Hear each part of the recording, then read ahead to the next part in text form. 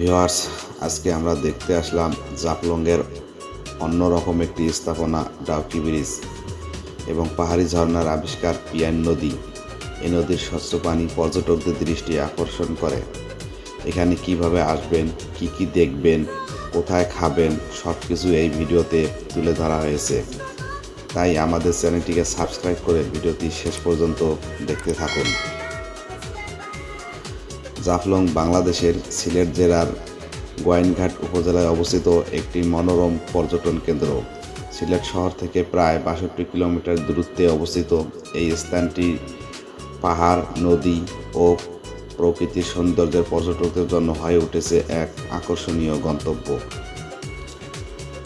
জাফলং ও Dawki bridge শুধুমাত্র প্রাকৃতিক সৌন্দর্যের উৎস নয়, বরং তারা ইতিহাস ও মানুষের জীবনের গল্পের সাক্ষী।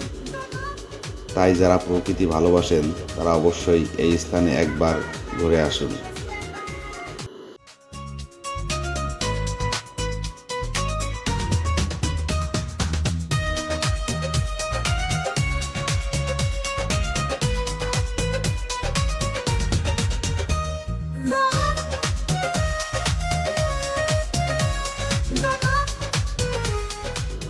জাফলং থেকে মাত্র ১.৫-২ কিলোমিটার দূরে ভারতের মেঘালয় রাজ্যের শিলং এলাকার একটি ছোট্ট শহর ডাউকি।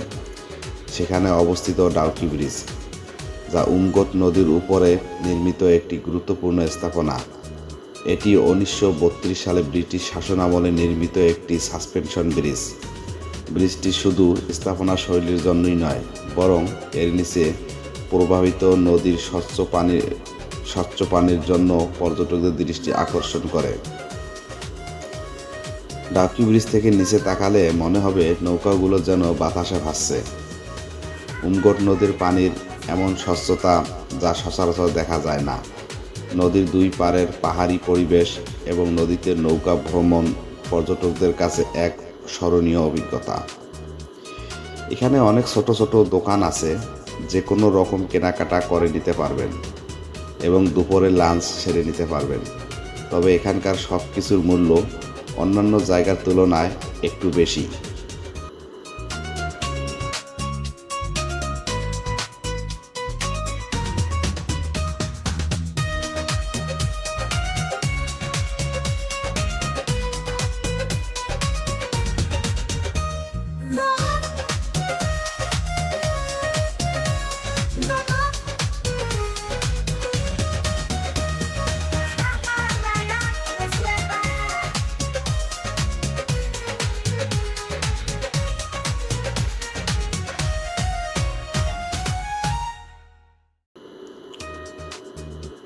এখানে যেভাবে আসবেন, সর্বপ্রথম বাংলাদেশের যে কোনো প্রান্ত থেকে সিলেট শহরে আসবেন।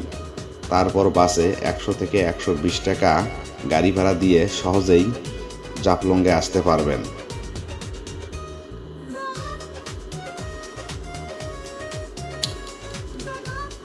আর জাফলং বাংলাদেশের অন্যতম একটি জনপ্রিয় পর্যটন কেন্দ্র। এখানে প্রতিনিয়ত শত শত পর্যটকের ভ্রমণ করার জন্য আসে।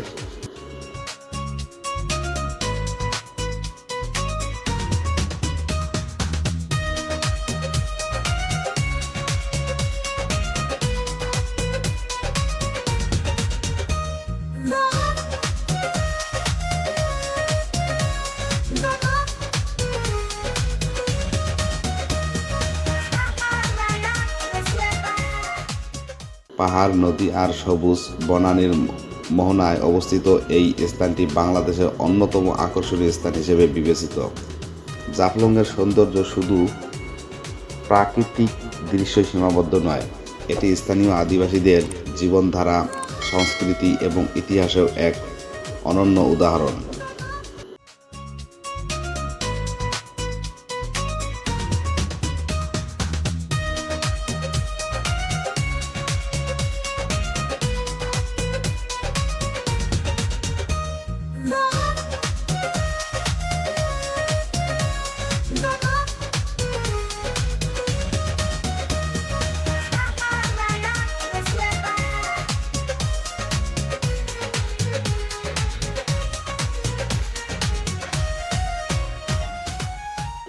ভিউয়ার্স, স্থানটি কেমন লাগলো জানাতে ভুলবেন না।